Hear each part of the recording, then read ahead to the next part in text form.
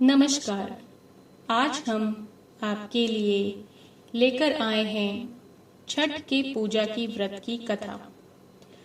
छठ की पूजा की शुरुआत हिंदू पंचांग के अनुसार 5 नवंबर से हो रही है और इसका समापन जो है वो 8 नवंबर को होगा। कार्तिक शुक्ल पक्ष की षष्ठी को छठ पर्व मनाए जाने का विधान है। यह 4 दिवसीय पर्व मुख्य रूप से बिहार के अंदर मनाया जाता है। आइए छठ की पूजा की व्रत की कथा शुरू करते हैं। पौराणिक मान्यताओं के अनुसार राजा प्रियव्रत और उनकी पत्नी मालिनी संतान के सुख से वंचित थे। इस बात से राजा रानी बहुत दुखी रहते थे। एक दिन उन्होंने संतान प्राप्ति के लिए महर्षि कश्यप से पुत्रेष्टि यज्ञ करवाया।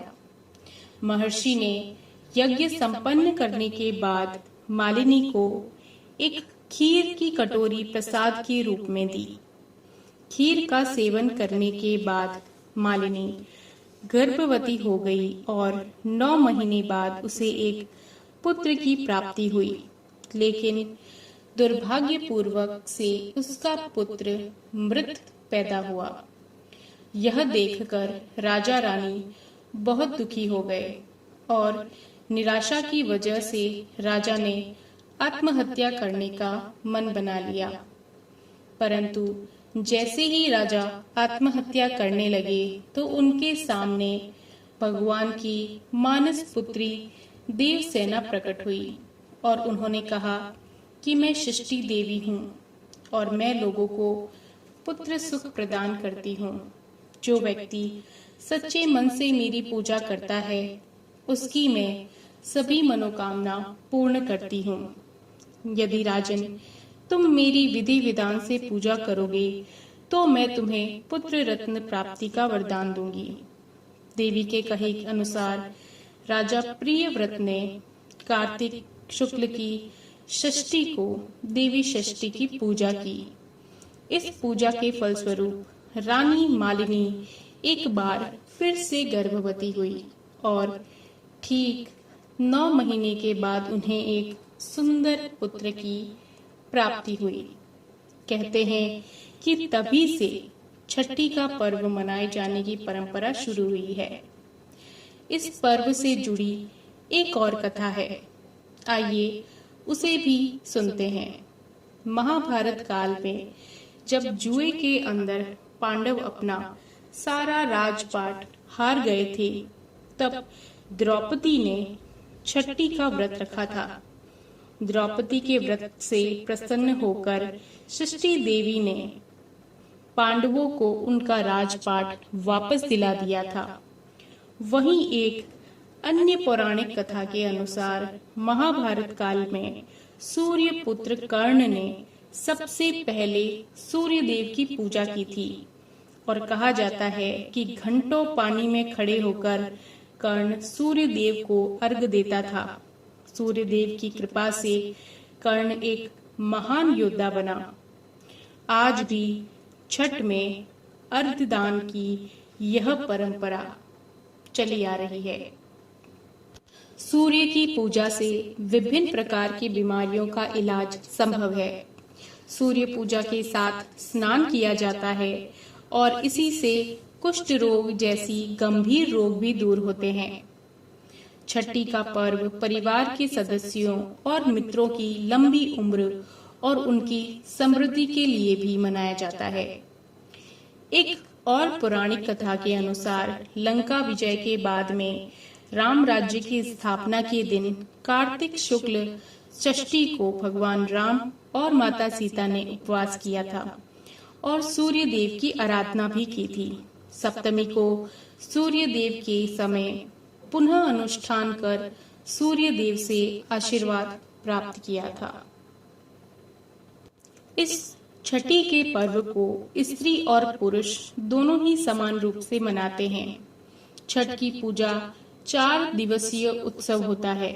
इसकी शुरुआत जो है वो कार्तिक शुक्ल की चतुर्थी से होती है और सप्तमी पे खत्म होती है। इस दौरान व्रत करने वाले लगातार 36 घंटों तक निर्जल व्रत रखते हैं। छठी का जो पर्व है वह बांस निर्मित सूप, कटोरी, मिट्टी के बर्तन, गन्ने के रस, गुड़, चावल और गेहूं से बने प्रसाद और लोक गीतों से युक्त होकर लोक जीवन की भरपूर मिठास का प्रचार करता है। आइए छठ के व्रत की अनुष्ठान की विधि के बारे में जानते हैं। छठ के दिन सूर्योदय में उठना चाहिए। जिसने व्रत रखा है उसे अपने घर के पास एक झील, तालाब या नदी में स्नान जरूर करना चाहिए। स्नान करने के बाद नदी के किनारे खड़े होकर सूर्योदय के समय सूर्य देवता को नमन करें और उनकी विधिवत पूजा करनी चाहिए।